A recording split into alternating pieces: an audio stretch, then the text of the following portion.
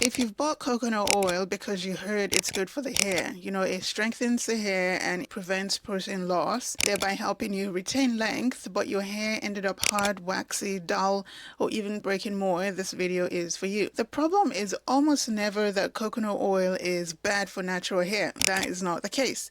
And it is almost never that you are protein sensitive, because coconut oil doesn't have any protein. The problem is that most people are not using coconut oil the way the research tested it. And not all coconut oil is created equal. So let's begin with what the research actually tested. They studied the properties of coconut oil, mineral oil, and sunflower oil on the hair. They applied the oil to dry hair before shampooing it, and then they also applied a small amount to groomed hair. Then they measured how much protein left the hair after repeated wash comb cycles. They found that coconut oil alone reduced protein loss for both undamaged hair and damaged hair. That is why coconut oil has the reputation it has in hair science, and rightly so.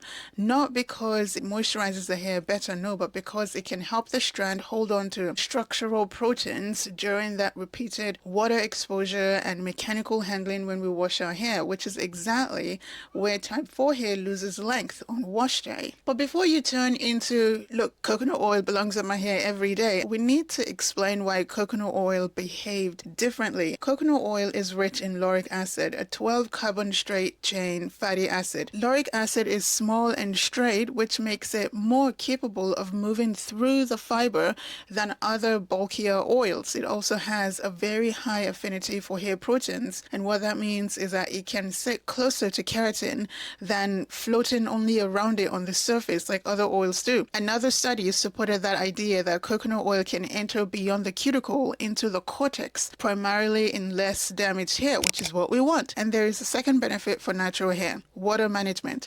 Hair swells when it takes on water, and it shrinks when it dries. That repeated swelling and shrinking and swelling and shrinking is mechanical stress on the fibers. So anything that moderates that cycle of swelling and shrinking can reduce cumulative weakening on the hair strands. Again, we want that. Now, here's the point where most people lose the plot. We took a targeted lab finding, a lab experiment, and we turned it into a lifestyle. People hear that coconut oil penetrates the hair shaft, and they start treating it and applying it as a leave-in conditioner, as a leave-in moisturizer, putting it on damp hair, refreshing your hair with coconut oil the next day. And then we layer other oils and butters, and then by day 4, your hair feels coated, but stiff, dry, frizzy, harder to detangle, and your scalp is probably flaking and your skin is clogged. This is not that your hair is rejecting coconut oil. This is you using it wrongly, especially in a routine that already has so many layers. Too much surface oil on the hair reduces flexibility, increases snagging, and forces you to use much harsher cleansers more often, which becomes its own breakage loop. But before we talk about technique, we need to address the biggest reason two people can use coconut oil and get opposite results. Not all coconut oil is the same. Virgin or extra virgin coconut oil is minimally processed, and it keeps the natural fatty acid mix, including, again, that high lauric acid that we spoke about. RBD, or refined coconut oil, for refined, bleached, deodorized, is processed for stability, for a neutral scent.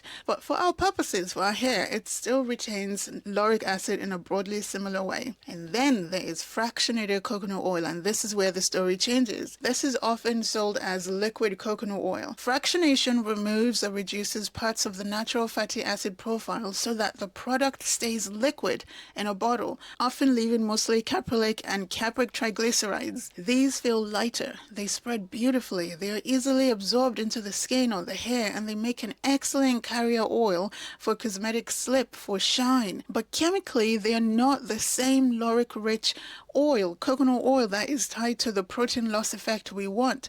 So look at your coconut oil at room temperature.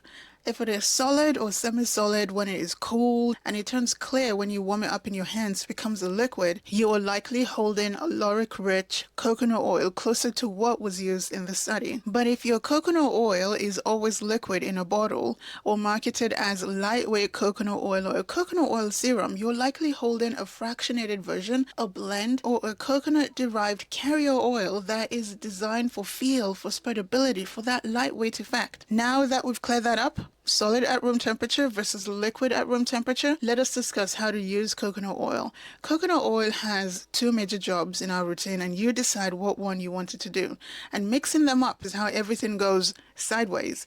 Job number one is lubrication, reducing friction so that detangling is gentler. For that job, many oils can do the job, including lighter liquid coconut oil products, because the target is surface glide. And then job two is the structural protection that we want, reducing protein loss during washing, during detangling, and moderating internal water swell stress. That's swelling, shrinking, swelling, shrinking. For that job, the oil you want is a lauric-rich coconut oil solid when cool at room temperature. Why? Because lauric acid is doing the heavy lifting. But before you run and go start coating your whole head in coconut oil, here is the rule that keeps your hair from suffocating, because coconut oil can do that to your hair. Start with roughly half a teaspoon to 1 teaspoon, right, depending on how much hair you have. Melt it between your palms until you get a light sheen. You don't want your hands wet. Apply from mid-length to the ends and keep it off your scalp and off your roots. You're not looking for drenched hair. If your hair looks greasy, you overshot it. You want as little oil as possible. Now onto timing, because this is another place most people get it wrong, and this is where most people, push their hair into breakage. Leave it on for 30 to 60 minutes. Yes, in the studies, they left the coconut oil on the hair for hours, but lab protocols are built to maximize detectability and to control variables, not to optimize real life risk benefit for natural hair. In real life, uptake of whatever we put our hair tends to happen early, and then there's a plateau. After that, you're really getting diminishing returns, plus more friction under your bonnet, scalp migration, right? More tangling, and a higher chance that you will need a stronger cleanser to remove all this buildup and to recover softness. But again, before you go and blame the oil, you must shampoo your hair properly afterwards, after using coconut oil as a pre-treatment. If you only co-wash your hair after using oils and butters and gels and refresh sprays, buildup is the expected outcome. In this video here, we do a deep dive on hair growth oils. And let me know, do you use coconut oil in your routine? Thank you so much for watching. I will catch you in the next one.